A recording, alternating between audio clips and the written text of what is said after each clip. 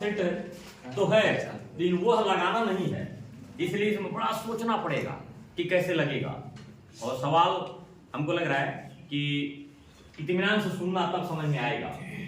सवाल यह है, सल्फ्यूरिक अम्ल का 16% WW जलीय विलयन का घनत्व 1.1904 दिया हुआ है ग्राम प्रति मिलीलीटर में।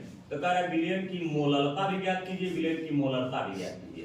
क्वेश्चन देखो ऐसे क्या कर रहा है, कह रहा है ना कभी कभी क्वेश्चन ही बड़ा दिक्कत करता है। 16% WH2SO4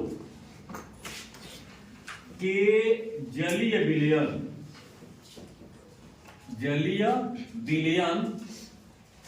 का घनत्व 1.1904 ग्राम प्रति मिलीलीटर है।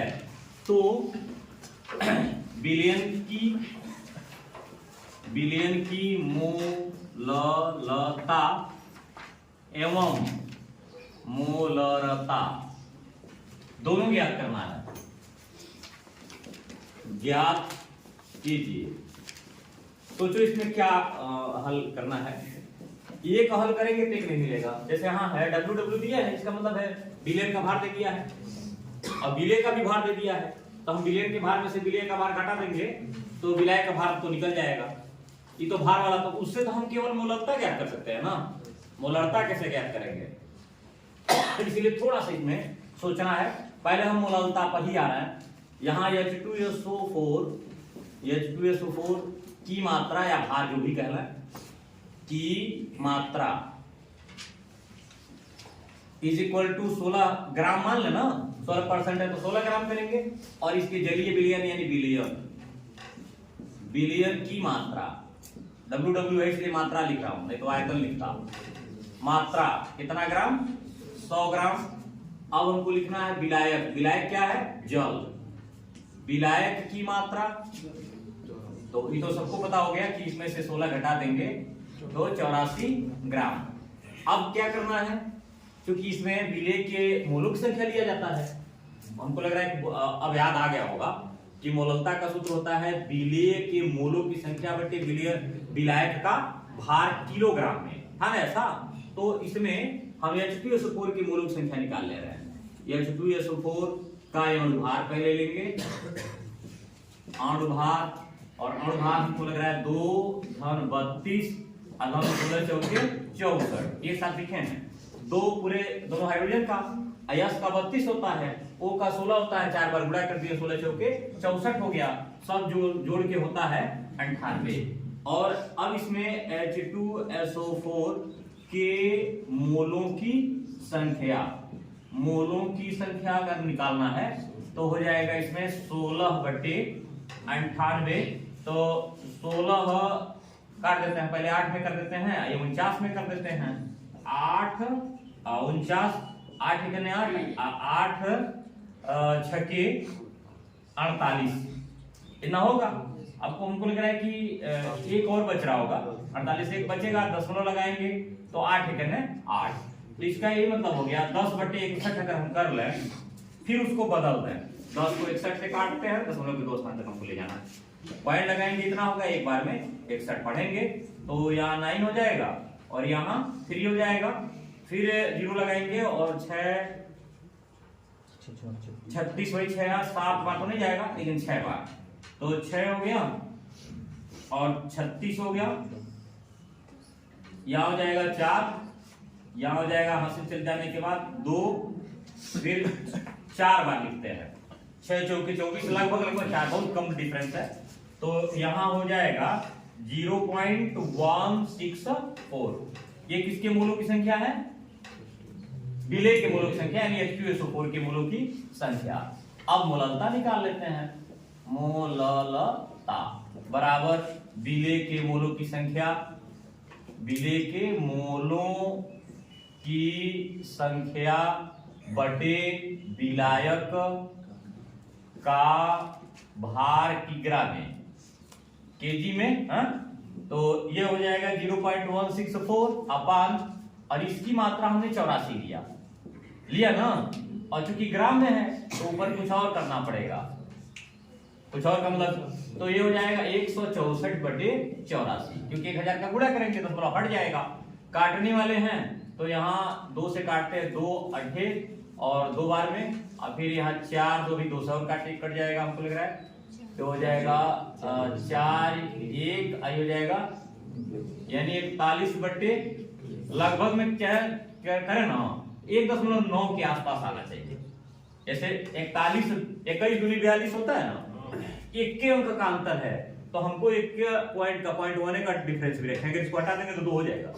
1.99 ऐसा कुछ है, तो लगभग 2 के बराबर होता है। लेकिन हमको चूंकि एक्यूरेट मान देना है थोड़ा बहुत, तो इसकी इतनी और स्मॉल यम कर देते हैं, नहीं तो मात्रक लिखना है तो क्या लिखेंगे, मोल प्रति किग्रा। क्लियर हो गया। ये भी एक पक्ष इसका पूरा हुआ।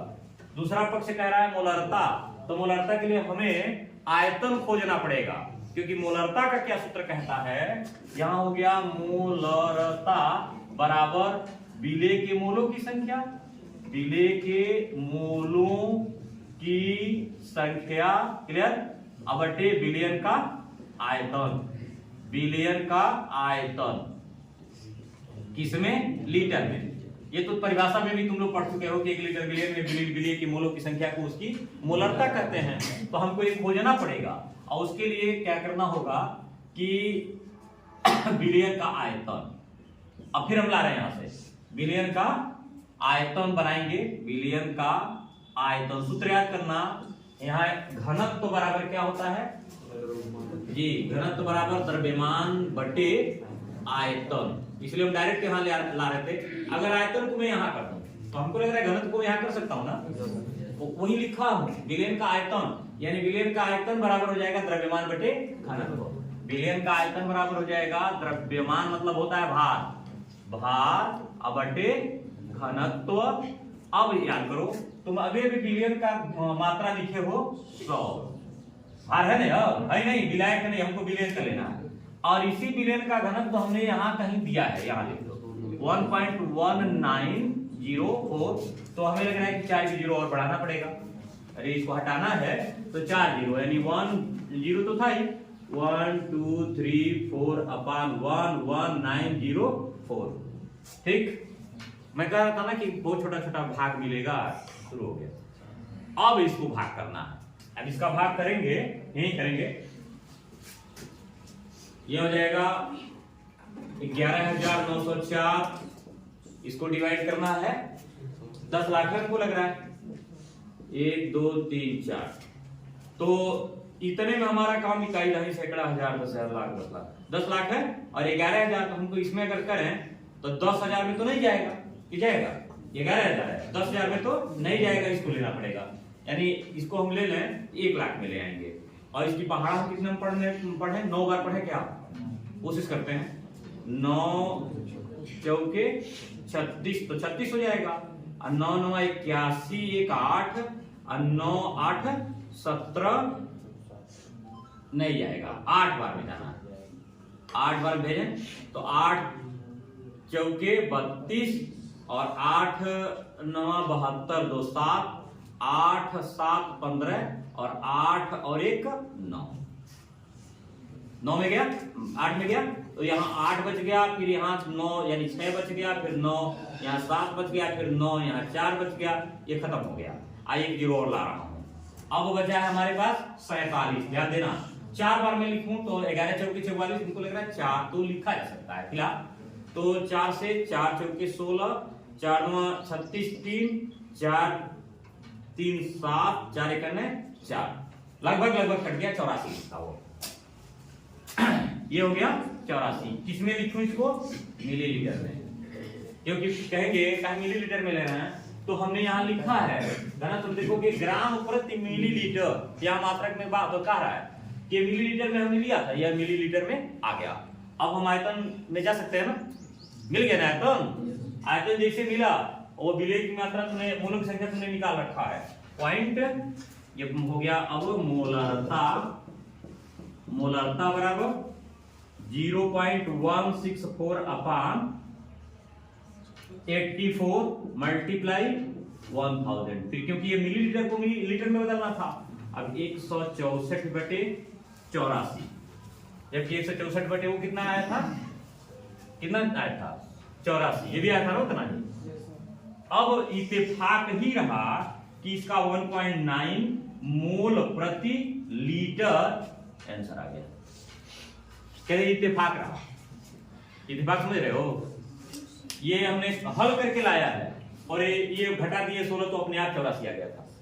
ये ना समझ लेना कि ये 84 वह 84 है, ये दोनों 84 एक नहीं है, ये खाली तुम्हारे दिमाग को भटकाने का तरीका है। इसको ये कम भी हो सकता था, ज्यादा भी हो सकता था, कुछ और भी हो सकता था। उतने इत्तेफाक रहा कि 84 दोनों आगे कहोगे गए वो तो झूठ है, 16 घटा दिए होते तो नहीं आ जाता, नहीं घटा पाते। तुमको लगाना वही है क्योंकि तुम्हें आयतन लेना है, न कि भार से हमको काम चलाना है।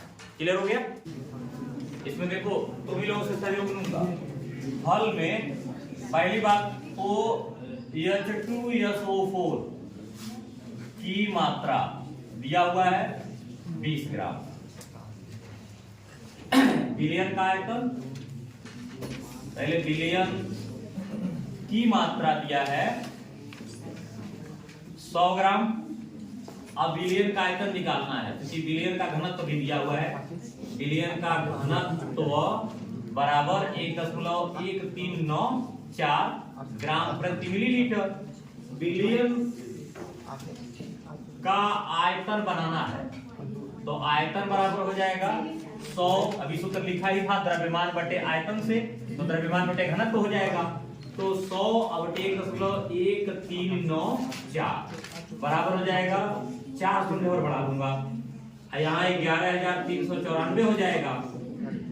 इसको काटने के बाद लगभग कितना किसी ने काटा है, ये वाला 10 लाख को 11,394 से काटने पर 87 मिलीलीटर अप्रॉक्स हो गया। इसके बाद इसकी मोलरता सीधे अब निकल जाएगा।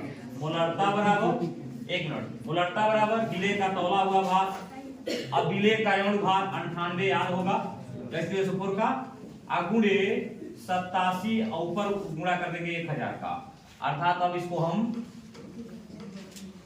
300 ने बढ़ा के 20,000 हो गया। आई का 98 और 87 का गुणा करेंगे, कितना आया है 98 और 87,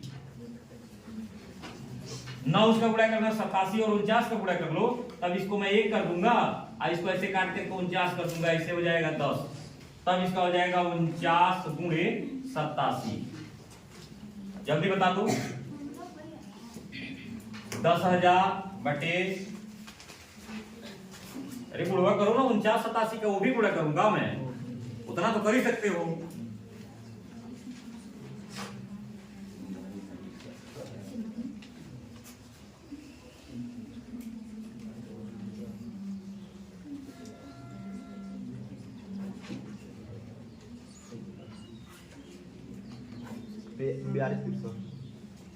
बयालीस तिरसठ, ठीक। अब इसी को काटना है, 10,000 को 42 63 से काट दो, जितना आ जाए,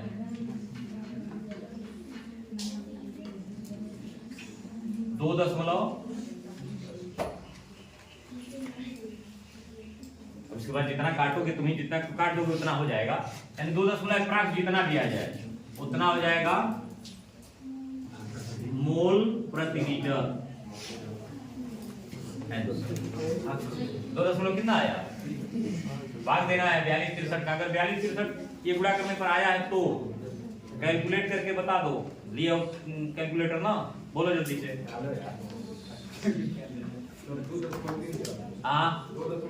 2.34 है ना, मैं कह रहा था 2 के बाद ही 2.34 मोल प्रति लीटर। ये इसका हल हो गया। अरे कितना बड़ा सवाल है, बहुत छोटे सवाल को यहाँ एक पार्ट था तो बहुत आसानी से इसको लगा दिया गया। ये तरीका होता है, तुम लोग मॉडल समझो, 20% देगा, 94% देगा, बोले 94 दे देगा, 80% दे देगा, परसेंट जितना देना होता है। उसके बाद घनत्व दिया रहेगा तो मोलरता निकालने के लिए आयतन बनाना पड़ेगा, और अगर मोलरता रहेगा तो उसमें घनत्व की कोई जरूरत नहीं है, क्यों तो घटा देंगे विलेय को, विलायक का मान निकल जाएगा, यानी विलेय में से विलेय को घटाएंगे, विलायक का मान निकल जाएगा मात्रा में, और उससे उसकी गणना कर लेंगे। क्योंकि मोलरता में आयतन नहीं चाहिए, मोलरता में विलायक का भार चाहिए, तो जहां W दिया रहता है वहां उसकी हल उसका गणना कर लेते हैं, ठीक है ना। आगे एक और बता रहे हैं, एक क्वेश्चन और बोलेंगे, उसमें भी तुम ही लोग लगाओगे नहीं।